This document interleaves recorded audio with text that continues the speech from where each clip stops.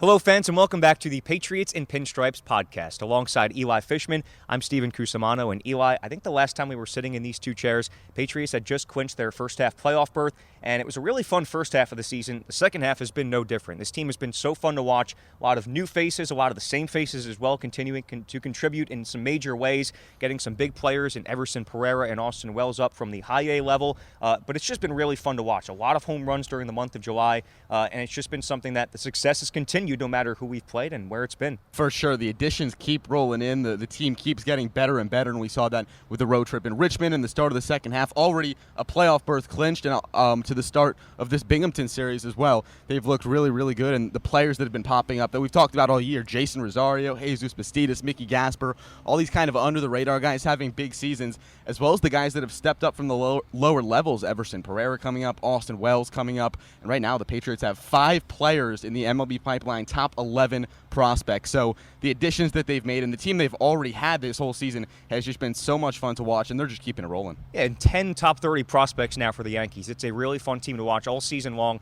And Anthony Volpe has maintained his status here with the Patriots, surviving the trade deadline and continuing a really consistent season. And Volpe has had a really great second half, too. I don't know what we haven't said about Anthony Volpe at this point. Just the show that he puts on every single night. And I know there's been a lot of talk about the expectations of him with the trade deadline and the talk about moving up, and there's just been so much outside noise, and the job that he does of not only blocking out that noise, but just living up to those expectations after a little bit of a tough start to the season. All 5 tools have just been on display every single night. He's just a special ball player. You know, we talk about how you come and watch a game here at TD Bank Ballpark, and he has that it factor out on the field. We saw it in that doubleheader in Richmond this past week. Home runs in both ends of the doubleheader, as well as making SportsCenter with a diving play at shortstop. Made a few highlight reel-worthy plays in that doubleheader, and just the complete package. And it's been so great to see him shine at his home ballpark this year. Yeah, and it was an interesting time of the year for Anthony, and he was asked before the series in Binghamton just how much pressure maybe he puts on himself as the Yankees' #1 prospect. He's asked a lot of questions like that all year, but specifically this time of year at the trade deadline, he was able to answer the question of kind of the pressure he does or doesn't put on himself at this time of the season. Yeah, I think in a lot of ways, pressure is a privilege, and it's been my dream ever since I was little to play for the Yankees, and it's something that I don't really take lightly, and a lot of that I think comes with it. Playing for the New York Yankees, in my opinion, means a lot, and you carry a lot, and there's a lot of expectations, so all I feel like I can do is work as hard as I can, humanly possibly can, to be the player to help them win World Series. And as long as I lay my bed at night knowing that I did that, knowing I don't take any shortcuts, then I feel like if the opportunity arises that I won't look back and have any regrets.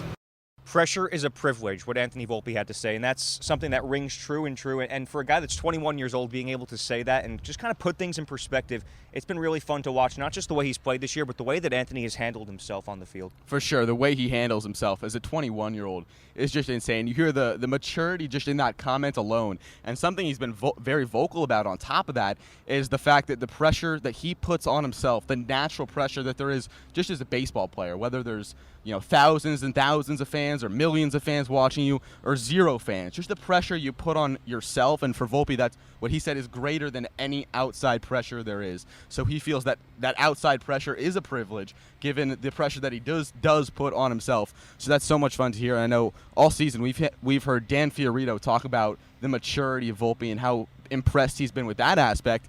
And obviously some struggles for Volpe at the beginning of the season, but everyone's been so vocal about Volpe and Fiorito and Jake Hurst, the hitting coach, about how he hasn't changed anything. He's just maintained that positive mindset. He's been confident going into every single game that he's made the right improvements throughout his career. He knows himself. He knows his swing. He's made no adjustments. He's just gone out there. He's balled out, and the improvements have come, and we've seen the balls go over the fence. We've seen the hits come, and they've come in bunches. And just the maturity for a 21-year-old to be able to say, I know myself, I know my swing, I know what I've been doing is good enough, and the success will come. That takes an insane 6th tool. That mindset tool is maybe the most important. Yeah, we talked about how he has all 5 tools on the field, and that 6th tool he sure does have as well. Absolutely. Just the confidence that he brings on and off the field, it's evident through watching him play. And after the home runs in both ends of that doubleheader in Richmond, he now leads the Patriots with 15 homers on the season. It's been really fun to watch. Speaking of that number 15, though, Austin Wells, at least at the time that we're recording this, a 15-game hit streak. That is more than twice as long as any in his career. Another one of the leaders of this team, one of the newer guys on the team. Yankees number 4 prospect, the top catching prospect, and he has lived up to the bill. Another guy that I mentioned before is looked at as a team leader in the clubhouse, in the advanced meetings, on and off the field. A guy that's really put it all together. Started out one for his first 18 at the AA level, and he's now hit safely in 15 straight games. That is the longest hit streak by any Patriot this year, and Austin has been extremely fun to watch this season. I think we said on the podcast a couple weeks ago is you look at him, his swing, his maturity, everything about him screams big leaguer, screams big league bat, just the way the ball flies off of his bat. And again, another guy with the maturity, that leadership that you mentioned, a guy that leads that clubhouse. Been so much fun to watch, and another guy who's really picked it up lately and been a leader for this team. Yeah, he's been rolling. I mean, well, he's a special bat. I mean, when he's swinging at pitches over the heart of the plate, he's doing damage with them. That's something that he's done throughout his career. And I mean, power to all fields. You've seen the balls he's out to left center field has been really impressive. So, he's getting his pitches right now and he's capitalizing on them. Yeah, I think a lot of it goes into his work before the day. I mean, he's working with Jake Hurst, our hitting coach, and you can just see it whether he's hitting off the machine or a live arm. He's making sure that pitches are over the heart of the plate when he does swing, and that's the kind of work that translates into the game, and that's what we're seeing right now. Where he's laying off of some tough pitches, and then when he does get his pitch to hit, he's so talented that he doesn't miss it. He's been really fun to watch at the plate, but also behind the plate. The strides he's made defensively has been something that's really impressive to watch since his time coming up to AA with the Patriots and making a lot of improvements, and that was something that both he and Dan Fiorito talked about ahead of the series versus Binghamton. I just feel like I've gotten more comfortable the more games that I catch. My receiving's been pretty good this year. I've just been on like an upward trajectory with that and throwing more guys out this year than last year already. So just looking to make more progress in all those areas. So I think I'm happy with the progress and wanting to continue to get better at that every day. Pitchers love throwing at him. He's awesome to have back there. I feel he takes on a great leadership throughout the team in our advanced meetings. He's just the stuff that he's seeing and the other batters, reading swings, and then also using our pitcher's strengths and the other hitters' weaknesses to kind of come up with really good game plans. He's been great so far, and we love having him back there, and he works so hard back there. He's been awesome to roll out there. And we talk about the pressure that's put on Anthony Volpe, and for Austin Wells, a guy throughout his whole career, he's been questioned as a catcher, and he's really had to put in the work back there. And again, that maturity, that leadership, that being able to go and stay after late and put in that work to improve as a catcher definitely doesn't go unnoticed. And everyone in the Yankees organization, from pitchers to pitching coaches to Dan Fiorito and Austin Wells, have just, kudos to him for the work that he's put in behind the plate, from going from someone obviously who's been questioned for his defensive abilities to someone who you say, this guy's going to be a catcher and he's going to excel at it in the future. It has been really exciting to watch, and especially at the plate. I just want to go back to the last time that we were here at TD Bank Ballpark. Wells hitting his first AA home run. That started a streak of 3 straight games with a home run for Wells, and how exciting was that to see on that last Sunday game where he hit his first home run back-to-back with Everson Pereira after he hit his first AA home run. And let's stop there for a second. Everson Pereira, the Yankees, another top 10 prospect, an outfielder, and Pereira in his short time with the Patriots also has been really exciting to watch. So young, just a little bit younger than Anthony Volpe at 21 years old. The maturity, again, someone who's impressed. The bat speed, the abilities in center field as well. I mean, one of the best defenders that I think we've seen all year, and anyone in the Eastern League as a 21-year-old is just so impressive. That first home run, and another guy that's had a little bit of a slower start, but has then picked it up, and another guy with a great head on his shoulders, and you see why he's a top prospect. The top of this lineup, you talk about Anthony Volpe, Everson Pereira, and Austin Wells, 3 top 10 prospects. Elijah Dunham closely behind. Just a loaded lineup. And another thing is the home runs on this team is something we have to mention. They hit 10 home runs coming back in that 3-game set after the All-Star break against Reading, and had over 3 home runs averaging for the first 2 weeks after the All-Star break. In every single game, they averaged 3 home runs. And during the month of July, 42 home runs, almost broke a franchise record, had 12 homers in the series versus Portland. And what did they do after that? Like you mentioned, the 10 home runs in 3 games versus Reading. That was awesome, and you've got several players who are setting career highs in home runs, including Max Burt, Jason Rosario, and also Blake Perkins. Perkins had his third 2-homer game of the season. What he's done this year, he had a previous career high of 8 homers in a season, which it took him 120 games to do that back when he was with the Royals organization most recently a couple years ago. He's now got 10 home runs, and he's done it in just about 65 games. What he has done, along with those other guys I named, Burt and Rosario, and others who are really close to setting career highs, it's just been remarkable. And kudos to Jake Hurst for getting these guys to hit the ball out of the park, and a team that's hitting home runs at a historic pace this season. For sure. And I talked to Perkins a couple weeks back and talked about a few things that have led to his success. One thing is just hitting the ball in the air and the success that this whole Yankees organization has had with that exit velocity philosophy, and that if you hit the ball hard, you hit it in the air, it's going to go out of the ballpark and you're going to score runs. And it's that simple. And the behind-the-scenes work and the analytics that they look at, and obviously we know Jake Hurst loves those and definitely puts those on his team and leads to this success.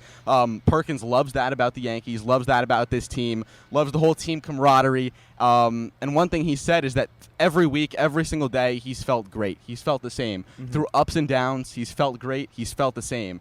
And he knows, similar to Anthony Volpe, that the success is going to come. You know, you look at that second week of the season in Hartford, winning Eastern League Player of the Week, just everything he did, home runs from both sides of the plate, a few home runs from both sides of the plate during that series. That's not an accident. That's not something that happens once and goes away. And we've seen trickles of it throughout the season. It's starting to build up what Blake Perkins can potentially be and what he was in Hartford and what he was in this last home series for the Patriots. It's not been a fluke yet. A former second-round pick by the Nationals. He's now on his third organization, and quite simply, I think the Yankees have unlocked Perkins. And talking with him and Jake time and time again, they've talked about the biggest change has just been the approach, getting him more aggressive at the plate, getting him confident at the plate, and it's showing in a major way. He's got an on-base percentage of right around 400 in the second half of the season. Not only that, an on-base streak of over 15 games. He has been on base in every game of the second half at this point. It's been fun to watch. Another guy, though, that was on a trajectory to set a career high in home runs that the Patriots just got back off the injured list this week, Giaparro. He had 8 home runs in 30 games to start the season, sat out a couple of months on the injured list, 2 months exactly for Giaparro, and he is now back off the injured list. His first hit brought home a run for the Patriots, and he has been another player really exciting to watch. And you just think about all the fun players at the top of this Patriots lineup, and Giaparro's right near the top of that list. I know we talked about off the books a little bit that it was the day I got back from school and came here and started my internship. You wanted to see him so bad, right? I wanted to see him so bad that he landed on the IL. Then he was off the IL for a couple weeks when you guys were on the road. Yep. Then got hurt off the field injury, and then came back when you guys were on the road as well. So I haven't gotten to see him play yet at TD Bank Ballpark until yesterday when in the first inning, obviously in his first at-bat, a line drive base hit up the middle to score a run. Right? What else would he do except a home run? But we're going to expect a lot of those too. And he's just been someone who, over the past couple years, has been so much fun to watch. And I'm so excited to see how this season progresses for him. The power is insane. I think it's perhaps some of the most I've seen. What's the highest exit velocity again? 117 miles per hour. Unbelievable. In the Arizona Fall League. And I think some coaches have said that there might be a little bit more juice in there as well, which is a little bit scary to think about. That is scary. It's insane what he's done, obviously the home run numbers, and just the fact that he's not necessarily a guy that's going to strike out a lot as well. He gets on base a lot. He gets a lot of singles, a lot of extra base hits, but he puts the ball in play a lot. Hit 270 last year, had a big season where he broke a bunch of career highs, put up those insane numbers. A lot of fun to watch, and it's just been a tough season for him from that standpoint. Had a couple wrist injuries at the beginning of the year, missing some time, and then an unfortunate off-the-field injury that led to missing a couple of months. But he's back, he's strong, he's ready to play. Also defensively, he's made some big strides at first base and third base. A very, very valuable player who I'm quite excited to see, if you can't tell. Yeah, it's unreal how deep this lineup is. I mean, we've just gone on and on about all these players. Some of them don't even play every day because you just think about all the guys we've named. Volpe, Wells, Pereira, Perkins, Dunham, Giaparro. I mean, the list goes on. And even down towards the bottom of the lineup, you've got some guys that would be big-time prospects for some other teams and hitting maybe towards the top of the order.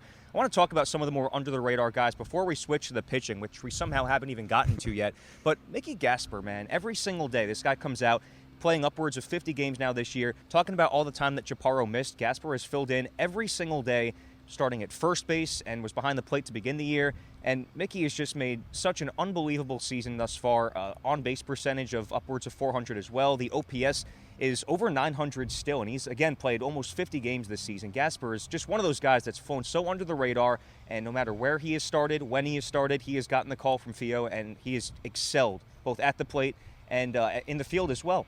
I know we've talked about it all season, just the consistency and behind the scenes. We see it in the cages every single day, how hard of a worker Mickey Gasper is. The time that he puts in offensively, defensively is just unmatched. It's truly crazy how much work he puts in. And something we've definitely talked about all season is your path to the big leagues. What are you going to do to stand out? What are you going to do to get to that big league level? Mickey Gasper learned first base, a lot of catching in his career. He's really put the pedal to the metal in terms of that first base position and trying to be the best he possibly can at it. He's put in work every single day, and not only that, but catching bullpens while he puts that first base work in, spending hours and hours every day working on his defense and at the plate as well. I mean, the consistency from both sides, the ability to play two of the, if not the most important positions on the field, it's going to skyrocket him for sure, and he's someone who's, when he gets his at-bats, I mean, he takes advantage of every single one, and he makes something happen every single time. He does everything right. And as our friend Max Burt would say, that bat plays at every level.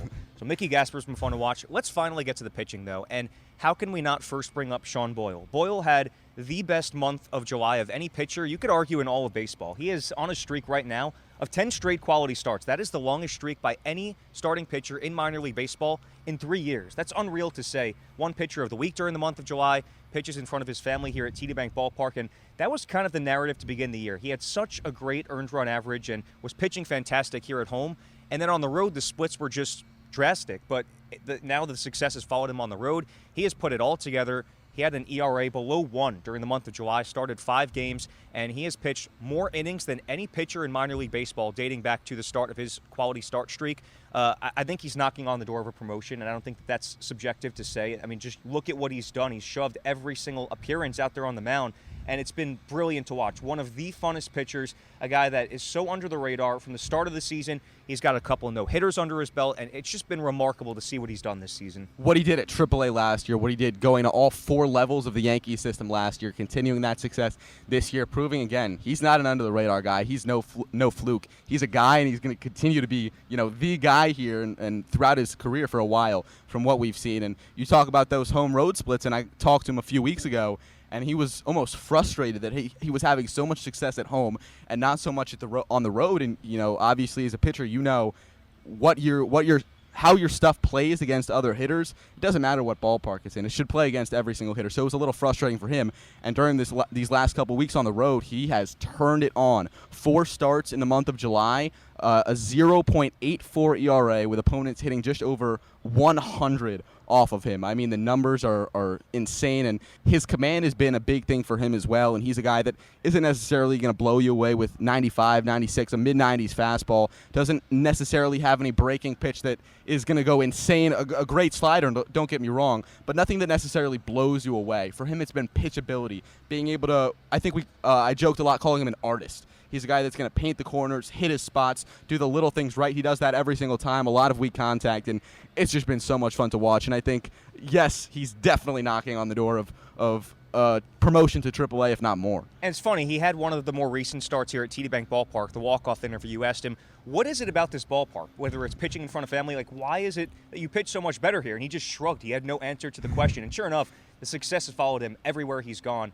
But it's not just been Sean Boyle. Another guy that won Pitcher of the Week during the month of July, Will Warren. We've been talking about him ever since, actually before he was even promoted. Warren has done nothing but excel here at the AA level. His ERA is still under 3, and in spite of pitching just over 10 games at the AA level now, a guy that just he looks unhittable almost every time he's out there. Not a huge strikeout guy, but he can certainly flash that kind of potential certain times when he comes out. But no matter who he's pitching against, where, when, Will Warren is always a guy that's going to get swings and misses on the bat and extremely weak contact. And you mentioned only 10 games into his AA career. How about 18 games into his entire professional baseball career? Unbelievable. An 8th-round pick, a small school guy out of southeastern Louisiana, already here at the AA level and absolutely excelling. And you really shrug away the trade rumors and stuff like that, but when people around social media are putting the name Will Warren in these such big trade rumors, and mentioning him in these stories and stuff, I think it definitely says a lot about him as a pitcher. The heads that he's turned this season is crazy, and you just look at the fastball. His fastball just plays. The run and ride that it has, it moves like a wiffle ball, and it's hard for guys to hit. Pairing that with a slider and a changeup as well that he's worked really hard on. The command is great. The maturity on the mound, a lot of ground balls, a lot of weak contact. It's just been so much fun to watch, and he's another guy has already skyrocketed through the system, and I think there's a little bit more left to go. For real, and I want to go back to Boyle for a second, but actually not Boyle. His dog, Finn. He has a little bit less competition now because one of the other really great dogs on the team, Bane, was traded away with his dad, Luis Medina. Talk about the trade deadline moves, and this Yankees organization really flexed the muscle as far as the starting pitching depth goes. Ken Waldachuk traded away, Hayden Wisniewski, J.P. Sears, a couple of former Patriots, all going to the Oakland Athletics organization. And also in that trade, Luis Medina was traded away. But coming back in the Joey Gallo trade, a guy that's going to probably get right into this Patriots rotation and is now the Yankees' number 10 prospect, Clayton Beeter, immediately inserted into this rotation, and he's going to try and put himself into that same conversation with guys like Will Warren and Sean Boyle and the others that have really excelled as one of the top pitching staffs, not just in the Eastern League, but in all of minor league baseball. Yeah, to go back to Luis Medina first, I know we've all talked about how it's definitely a tough time at the trade deadline when you lose guys, and as members of a team, you know, the personality that Luis Medina has is definitely going to be missed on this team. An electric guy on the mound, an electric guy off the field as well. But definitely a great opportunity going over for him, where he's definitely going to have a great opportunity in Oakland. And you talk about the depth of this whole Yankees organization. T.J. Sikkema, Chandler Champlain going as well, Beck Way. They lost a total of 7 pitchers. And it's crazy. More and more guys every single day are just popping up throughout this system and picking each other up, which definitely says a lot about the organization, the depth it has, the player development in this whole organization. And I'm really excited to see Beeter. Another reason is that Luis Medina threw 100 miles per hour. We're getting another guy that could flash triple digits now and then, too. A guy with another electric fastball, 97, 99. And he struck out 88 in 51 innings. A guy that's had some struggles with command and is working on that. But the strikeouts are just absurd. And if the Yankees can, put those on top, keep those strikeouts going, it's going to be a lot of fun to watch. A big changeup, a big curveball as well. And I'm really excited. College World Series guy at Texas Tech, who we watched on ESPN a few years ago.